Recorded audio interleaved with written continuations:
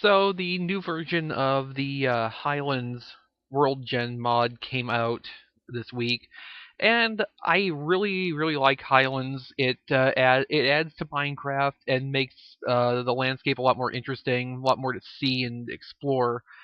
So I thought I would try doing a solo playthrough video series with Highlands 2.0. So we're gonna go ahead and set up a new world. I will very creatively title Highlands 2.0.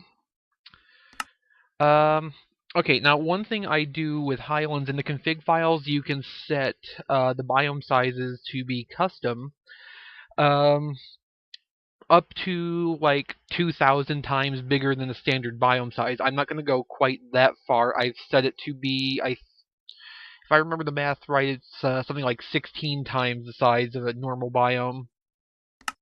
So we're going to switch to Highlands LB, large biomes, to make that happen. As for the seed, I'm going to choose a word at random out of my vocabulary. Yeah. And even though I don't plan on using them, I'm going to allow cheats on because every once in a while something goes wrong and I end up having to teleport myself out of a void or something. I'm using enhanced portals too, and it doesn't always work 100%. Okay, so done there, and create new world. This is the slow part. Very slow. Anytime now. Come on. Here we go. Maybe. Oh, bork. I hate spawning in the ocean. Okay. Surface, surface, surface, surface. Don't die. Surface. Yes. Okay. Oh dear. Looking at the coordinates down on the minimap in the corner. Yeah, that's probably not good. We're minus 848 off of the 0 point on one axis, which means there's probably no land around here at all. Okay, we're going to try to stick with this world, because really, how bad can this be? There's got to be land around here somewhere, so... Still pretty early in the day, too, since we just generated the world. I'm going to swim in a straight line west until I find some land and we can set up there. So here we go. How long could this possibly take?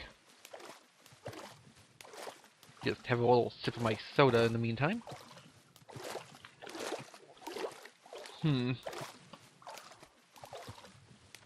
Well, we've gone about 40 meters so far. Still no sign of land. Swim, swim, swim. Because there is nothing more exciting to watch on video than someone swimming across an ocean. Now, of course, if this was the real world and I was dropped down into the middle of an ocean, I would die.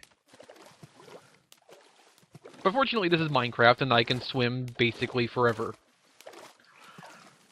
Or at least until my hand cramps up from holding down the two keys at the same time.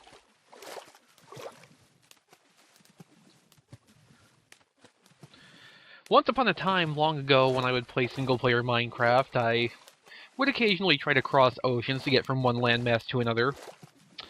And I can tell you, I've spent quite a bit of time swimming across oceans. I've never liked using boats. The controls are just too sluggish and imprecise.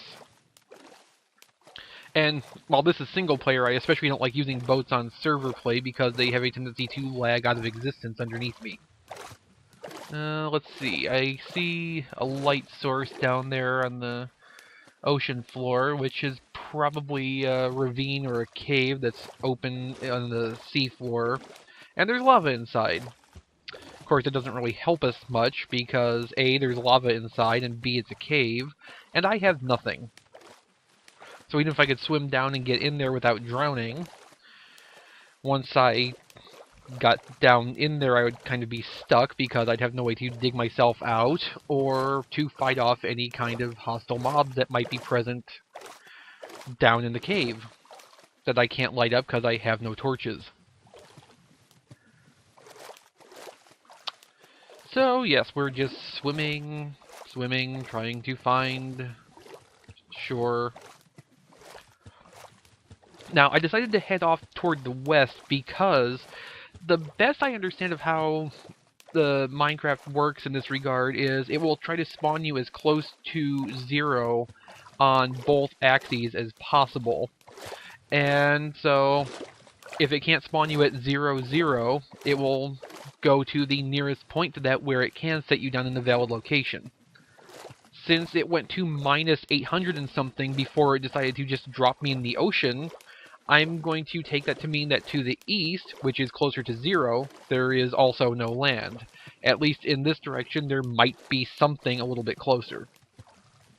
Of course, I could have gone north or south. There might have been something that way, but at the same time, I chose west because arbitrary. I don't know. Leave me alone.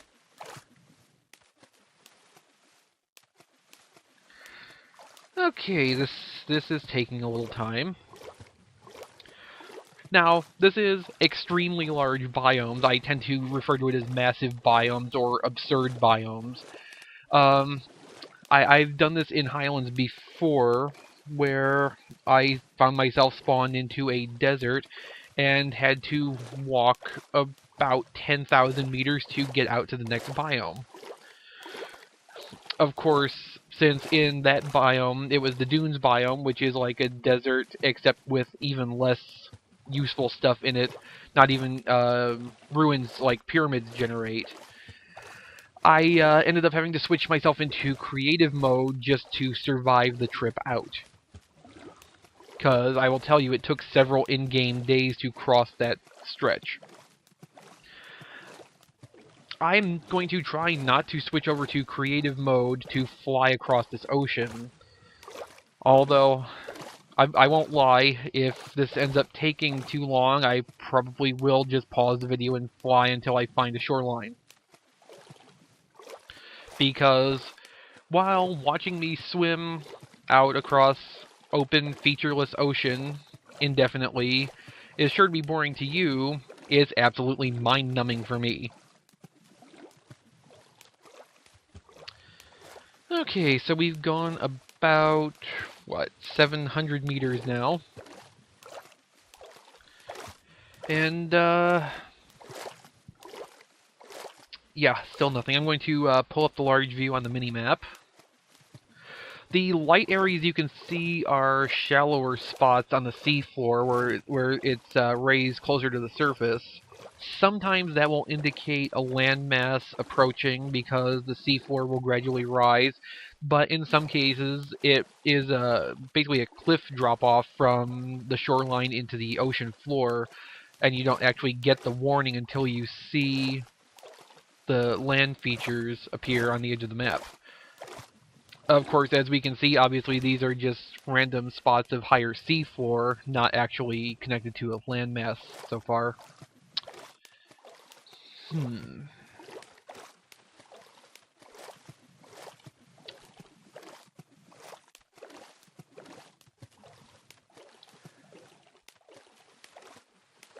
Okay, here's what we're going to do. I'm going to keep swimming for a while, but I'm going to fast forward the video a little bit so that we can kind of get this underway. I don't want to have these episodes be super long, and I don't want to spend episodes at a time just swimming because, you know, deathly boring.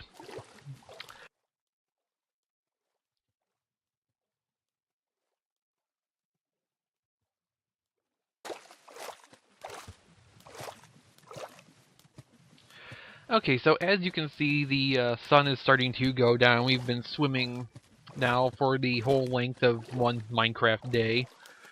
And honestly, at this point, I would be probably happier to just keep swimming until the start of the next morning, because landing at night on a shoreline with no supplies or defensive tools would be kind of a bad situation. Because even though there's a lot of these squids out here taking up an entity count, when you spend a lot of time on the ocean and then you get to a landmass where a lot of bad things can spawn on the land, they will. So a lot of time you will run into, as soon as you get to a valid spawn location, a whole mass of nasty things wanting to eat your face. So yeah, hopefully we will just be able to keep swimming through the night until, or before we find someplace to land and start trying to set up shop.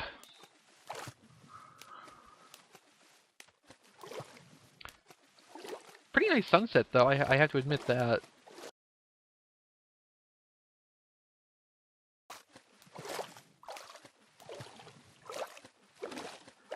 So, as you can see, we're just about to begin the second in-game day, and unfortunately my hunger meter has begun to deplete, which is not great. It means that whenever we do land, finding some food is going to be a high priority, because at this point any damage I take is not going to recover. We've traveled almost 3,000 meters from the starting point, and there is still... wait for it. There's still no sign of any place to land, not even a little island or sandbar or anything.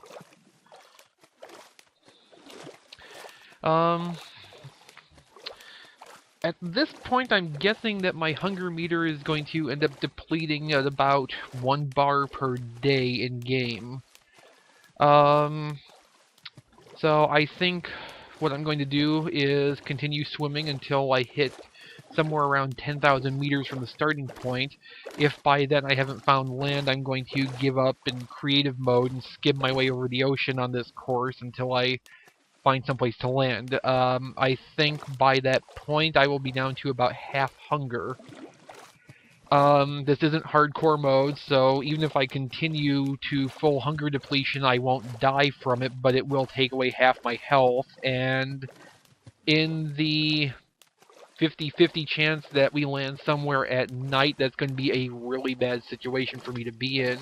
Or if we land in the day on a dunes biome, that's going to be just as bad, because it's going to be a long walk to find anything else. So I think it's a valid compromise if I want to keep this world, and not spend so much time swimming to my destination that I'm half dead when I get there. So back to fast forward for another 7,000 meters.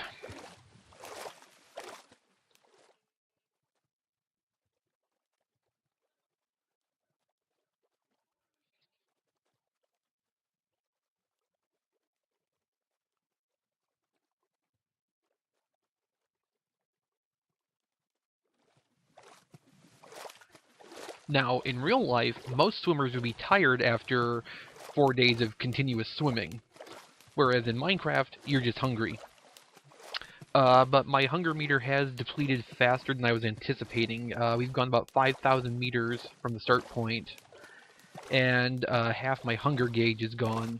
So in the interest of having the best chance of survival when I do hit land, I'm going to go ahead and switch to creative mode and start flying straight west.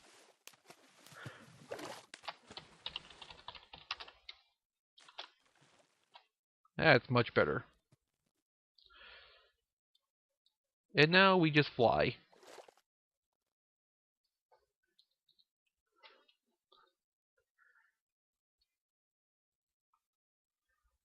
Of course, since it's hard to tell I'm actually moving without the bobbing of the swimming motion, I'm probably just going to cut from here to wherever I find land.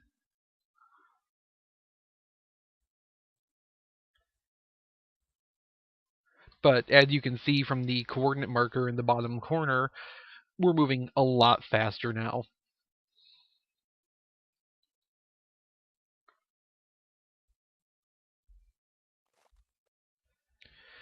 Okay, so as you can see on the screen and in the little map in the corner, I actually have finally hit land, and I'm going to go ahead and just say I made the right call flying in creative mode, because I'm going to call your attention to the coordinates. We are at over minus 25,000 from the approximate start position, which is like 15,000 from where I paused the recording to get here.